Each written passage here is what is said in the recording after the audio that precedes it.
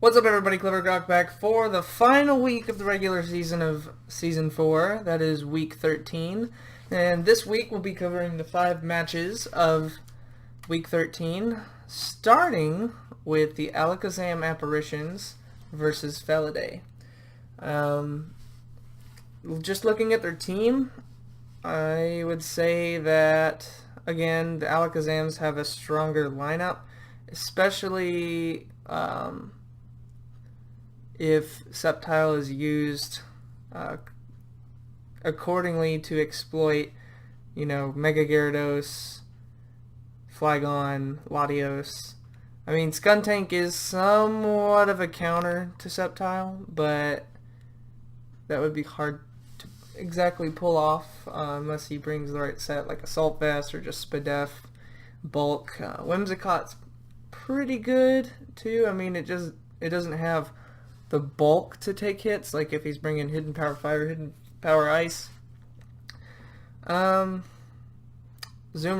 good here too. But on the other side, I would say Gyarados is pretty good, especially if it's rocking the Ice Fang with Dragon Dance. Like maybe Ice Fang, Waterfall, and Earthquake. Now it still gets kind of walled by Azumarill. If it's bulky enough, it would cause a problem. Seismitoad walls it pretty good. But regardless, it's, both teams have ways in which they can exploit the other team's lineup. So that's good. So we'll go ahead and jump into the match. Oop, dropped something. And here we go. So starting with the Seismitoad, and either predicted or just bad starting matchup for Felidae, goes for the switcheroo with the lagging tail, which is still an interesting choice. Not really, like, it might work in some situations, but like doing that against the Seismitoad, which was already slow, doesn't exactly make a lot of sense. Supersonic was a bit of a gutsy choice to bring because of its low accuracy, and I personally I don't like confusion. I hate it, in fact. And to bring Supersonic with that low accuracy, that's pretty. You're banking on some luck there, and so he did land it, and that mattered a little bit. But Sceptile did not. I don't, in my opinion, think that had to stay in against the Whimsicott. It probably should have switched out after it used the Dragon Pulse and took out the Latios. Going for Giga Drain on the Whimsicott was a bit weird because it would be resisted, and U-Turn does a lot here. So moving on, we've got the Seismitoad, which comes in clutch with that Drain Punch, so that was good. Along with that Water Absorb, stopping it from using its main stab, except I forgot last time, and I forgot this time, that Mold Breaker would have negated that. So had he gone for Waterfall, that might have mattered in the long run, maybe not. But he definitely should not have let his Gyarados go down, especially since here Azumarill went down. So that's a pretty big deal in my opinion, because now Gyarados has free reign to pretty much Dragon Dance up and sweep the rest of his team, in my opinion. And Flygon does pretty good here, but he's kind of on his last legs at this point. Weavile can just come in and Ice Shard, Icicle Crash, whatever, and take everything out. So Stealth Rocks caused a problem. He didn't have a way to get rid of it, whether that was Latios or he just didn't bring it. The Alakazams were a bit fortunate that there were no hazards set up on his side, but overall, I mean, it was a decently played game on both sides other than that. So we'll go ahead and go on to the next match between the Charmeleonaires and Wiltshire Wobbuffets. Now this is a match that I always look forward to because the first time that the Wobbuffets played, which I believe was last season, they actually came really close, and they still ended up beating the Charmeleonaires, who at the time were the returning two times in a row champ. So that they've always had really close matches. They're both really good players. And so if we look at the actual lineup, I see Mega Venusaur, and I just think there's, like, other than Mandibuzz, I don't see anything that stands out as something that can really take on Mega Venusaur, even if it brings Psychic and Flying moves, and Mandibuzz would have to be an offensive set in order to actually do something. So That's, I think, the biggest problem. But, I mean, good team on both sides. I think Mega Venusaur kind of has it here, in my opinion. So we'll go ahead and jump into it. So starting off with the Mew, I guess to either set up hazards or disrupt the team, but knowing Conk's going to go for knockoff, switched into Planthony, the Venusaur. Love that name. And so Venusaur gets kind of a safe synthesis, switches out though, and the lucky crit, I don't know if that mattered. I think it still would have been over 50%. But I guess it would have mattered. But either way, didn't just kept going for it. He's not choiced. Okay, I wondered that the first time I saw this. But you know what kind of happens in this match is Venusaur just kind of sits here and tries to slowly drain the life out of his opponent's team with Leech Seed, and then just, you know, getting his sustain back and setting up, and, well, not setting up, but preventing, like, him from doing anything. Now, Psychic did a decent amount, so that scares Venusaur out here, which I guess he predicted the switch into something. So, you going into Gliscor to go for damage. I guess he did that here. He should have just gone for the Earthquake, because now he gets a free Wish off because of Wish Protect. And so I guess he goes into here to switch so he can get a safe Mega setup, but it's not going to do too much to especially defensive Aromatisse. So it's just going to get its sustain back. And yeah, it gets burned, so that kind of stinks. It ends up kind of just taking up turns. Going for knockoff again, I guess predicting the switch, which was a failed prediction. But ends up going for the Earthquake. I guess he was going to go for Heal Bell there rather than Protect. But Venusaur gets, you know, his bulk reimbursed. And just, again, like, probably predicted the switch. It goes for Brave Bird. And even a Brave Bird from, you know, a Stab Brave Bird does 33%. So this thing's just not going to be able to be taken down by that. Seems like the only way it'll be taken down is by that Miss Magius with Psychic. I don't know if it's Specs or what. But even a Zen Headbutt doesn't even do 50%. So this thing just is eating everything up. Now, he's expecting him to take it down, and maybe, you know, they both thought that. And that would have been a really good play for Destiny Bond to have worked to take down the Venusaur, because that would have been really important. But that did not end up happening. So he brings it in and tries to force it out so he can wear down some of the rest of his team. But the problem is Venusaur, as long as Venusaur's alive, the match, no matter what else is taken down, the match is kind of like still in the favor of Dan and the Charmeleonaires. So, you know, again, Zen Headbutt doesn't even do enough. You know, it's not Life Orb, it's not Choice Banded, which if it was, I think might have made a difference. But again, here, it just slowly draining the life from everything. Synthesis, Earthquakes do nothing. Lets his Blastoise go down so he can get a safe switch in. Goes for some final Psychic damage and weakens it down. And then here, I think this is where he tries to go for the Zen Headbutt, but predicting the switch, he goes. And yeah, it's a miss, so that stinks, but it wouldn't have done very much anyways. Aura Sphere, oh, I guess he was thinking that he'd stay in, but nice choice. And then knock off again, probably predicting something else. And then Earthquake, finally taking down the Venusaur. Those rocks really played a role. He should have gone into Crobat at some point to get rid of those rocks, because that really did impact his ability to do stuff. But at this point, the team's so worn down that, you know, goes for Thunder here, does a decent amount, and lets the Life Orb take it out. So I mean, yeah, it was unfortunate that the Venusaur went down, but it did its job. It took out everything, and now Mew just gets to clean up here. Or not. Almost clean up. I forget. I think Cloyster? No, yeah, that.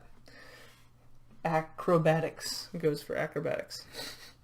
But, yeah, so, I mean, it was a really close match, but at the same time, Venusaur, you know, did end up going down because of those rocks, in my opinion. But it just was so unkillable for most of the match, and it really took a toll on the Wobbuffet's team.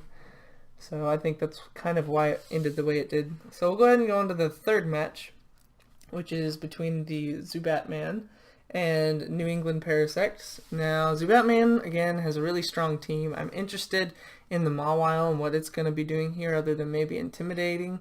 Hydreigon kind of runs through this team, especially after the Togekiss and the... Well, I'm not even so worried unless it's like Life Orb Mach Punch about the Infernape. So other than that, I mean, it's, I think that this matchup is, favoring the Zubatman. So we'll go ahead and jump into it. Starting with the Zapdos for the pivot. Pretty good idea. Flare Blitz does so much. It does so much. That Life Orb damage is just ridiculous. But the trade ended up working out for Zapdos. And then goes into Hippo to, I guess, set up rocks at this point. Yeah. They could have traded rocks, and that's probably what he should have done, because Gligar wasn't going to do anything to Hippo. Gets a free switch in into Hydreigon, which is pretty bad. And then he should have just gone into Togekiss here, because, yeah, he might have been bringing Iron Tail or Flash Cannon, but, yeah, I mean, he should have done that sooner and not let, Gligar take all that damage, because now that thing can't really switch in and tank any hits, because it'll go down to like 38% or something. And so Togekiss scares it out as expected. Mawile going for the Swords Dance, which is interesting. No burn, which was lucky. Went for a second Swords Dance. Ironically, slower than the Slowbro, but had the Sucker Punch, which was pretty good. Went for Iron Head here, I guess predicting the Roost, which was smart. Went for Sucker Punch expecting him to attack, so he went for that, and then ends up going down. So some good predictions on the Gligar side, or maybe it was just some failed predictions on the Zubatman side. Zubatman comes in and cleans up the Gligar. So a lot of bulk on the Parasect side, and I just see that Hydreigon just wants to come in and destroy everything at this point. And I guess that was Hidden Power Fire that the Raichu had. And I think he's running it Choiced again. I don't know if it's Choice Scarf or Choice Specs this week. Goes for the switch into Terrakion, which is a bit risky, but it paid off. So now he can just take out the Togekiss. And at this point, it seems like it's pretty much over. But he unfortunately misses, which would have done neutral damage, and I'm pretty sure it would not have taken him out. He should have just gone for a close combat there, but I guess it was fine to take advantage of the miss with Substitute, though he didn't expect to obviously have it miss. Went for close combat, switched out here, gets another miss, so, some really unfortunate stuff happening on the Zubatman side. And then we get the Focus Blast missed, which stinks. And then Hippo eats up that hit. Should have just gone for Earthquake either way. I mean, Stealth Rocks and stuff, like even it's resisted on the Heracross, it would have probably been better to just do that. So here, I mean, Pinsir just he should have just gone for Quick Attack. I don't know why. I mean, I guess he thought the Raichu would come back in. So, I'm not really sure what he was expecting. But that's okay. So the Raichu is that's probably Scarf damage. And then the Hydreigon just comes in and ends it. So, I definitely feel like Zubatman had a better handle on the match, but it was still close. Heracross did pretty well. And then a couple failed predictions and misses on the Zubatman side kind of caused the differential to end the way it did. So we'll go ahead and go on to the next match, which is between the Cincinnati Charizards and the Haunted Honedges. And all I will say is, once Dragonite is down, or the multi-scale is at least broken, Sharpedo kind of just runs through this team. There's not really much the Honedges can do about that. So, and Deontay's a good immunity. So, starts with Deontay, which was smart. Dragon Dance up. I would have just switched into something else because, Deontay obviously is immune, just completely wrecks Dragonite here. Probably didn't know that Fairy's immune to dragons, but so that's, what happens here.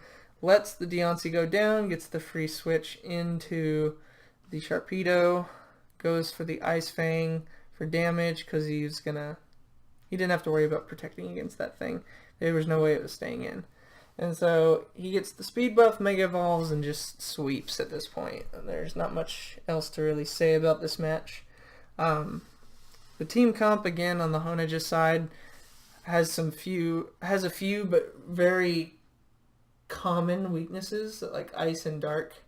And it's really easy to exploit those. So I would just say next season, definitely make sure this actually should go in general. Make sure you have like crucial immunities to like electric and ground and psychic even, but like have things for hazard removal, and don't have a team that's gonna be like able to be swept by the same Pokemon. Like have a team that at least can have something that can work for it, because currently there are teams out there, and I think mine's even one of them, like where it's just there's just like one or two Pokemon that people have that are like popular and well known that can just run through that team. So it's just something to think about. Make sure that you plan ahead, and you can't control always what you get in the end, but you might have to like plan accordingly to make sure you get certain things and maybe not certain Pokemon. So with that in mind, we will go to the last match, which is between the Kentucky Krookodiles, coached by yours truly, versus the Maple Grove Gengars. He brought the Nidoking, which in my opinion is the scariest thing for my team. Zangoose is pretty good once Skarmory goes down. Kabutops can also be pretty scary with the Swords Dance. But I feel like between Gardevoir and Honchkrow, I can do pretty good. And even Tornadus. And I've got some decent bulk answers for this. So without further ado, we'll jump into it. I will say, I do recall, so I switched out here obviously because I was like, there's no way I'm staying against this thing. And so Swords Dance just does so much with that Life Orb. And I was really not expecting that, so I just ended up letting Skarmory go down after I got my rocks up. And so I had to hope that he didn't have Aqua Jet, and I was right. That was lucky for me. I wish I had run Life Orb on this, but I think I ended up running it on Tornadus. Because had I done that, that may have allowed me to take out the Gastrodon without getting poisoned, but maybe not. I did set it, so my Mega Gardevoir would be modest and have just enough speed to outspeed the Nidoking at Timid. And so I was, pretty frustrated when I noticed, which you'll see in a moment, nice switch there to stop the Sucker Punch sweep. But here I go into Gardevoir. I feel really comfortable at this point because nothing can take me out unless it's, unless it outspeeds me. But I just go for Psyshock here, and I'm expecting to sweep at this point because, like I said, I had 296 speed, and this thing can, without a Scarf, which won't kill me, has 295 speed. But it turns out that somehow Showdown had it set that I was at 295 speed, so we speed tied, and he won the speed tie with that Specs. It just wrecked my world. So now I was like, oh, I'm in trouble. So I went for a Scald to try and take it out. No burn, unfortunately. And I'm kind of just scrambling at this point because I knew that I was in a bit of trouble because of this. So just trying to get rid of this thing because it just does so much to my team now. Without Skarmory and without Gardevoir, I'm in a lot of trouble, especially with that Machamp in the back. So it goes down, and I feel somewhat comfortable, but I also know Dynamic Punch can really do a number to this team, and maybe even Ice Punch being on there too could be a problem. So obviously Dynamic Punch does a lot to my especially defensive Vaporeon, and it goes down to Confusion, unfortunately. Well, Confusion and Dynamic Punch. And so here I was expecting him to be running, max speed, either Adamant or Jolly Machamp, which would outspeed my Donphan. And so I brought Rock Polish to outspeed some of those faster threats, and I had Custap Berry on it. And so I went for Rock Polish, but it turns out that I didn't need that at all. I could have just gone for Earthquake, and I would have ended the game there. But I didn't. I get confused, unfortunately, again, and then Bullet Punch crits and takes out. So a lot of hacks, but that's okay. And so I was nervous at the end here because, you know, with all the hacks that had happened that match, I was like 5% chance that I lose, basically. And so, you know, I was really nervous, and it ended up being a really close match. And they, you know, the Gengars definitely played really well, but it was unfortunate because, like, I did have, you know, I did prepare for the Gardevoir to be able to win in that scenario. So I knew a Bullet Punch from a non-choice banded Machamp wouldn't bother me, and so I was frustrated, you know, to say the least, with how it all turned out. But you know, came out with the W, so that's okay. But yeah, again, really close match. Just shows that you never really know what's going to happen, even when you think you have an ace in the hole. So that's it, guys. I guess we'll look real quick at the standings, and as you can see, we've got the final division standings for the tournament. We've got the Raikos, Kentucky Krookodiles, Zubatman, and Cincinnati Charizards taking the top 4 seeds, and the bottom 4 seeds go to the Charmillionaires, Mucks, the Haunted Honedges, Asterisk, and Felidae. So, looking forward to the tournament matches. We're definitely going to cover them. Next week we'll cover the quarterfinals. Hope I win my match, but good luck to all you guys who are having your matches. And without further ado, I guess that's it. So we'll talk to you next week. Thank you all for watching, and I'll see you all next time. Thanks for watching, guys. If y'all enjoyed the video, go ahead and leave a like, and if you want, subscribe for more videos. Hope to see y'all in the future, and thank you for watching.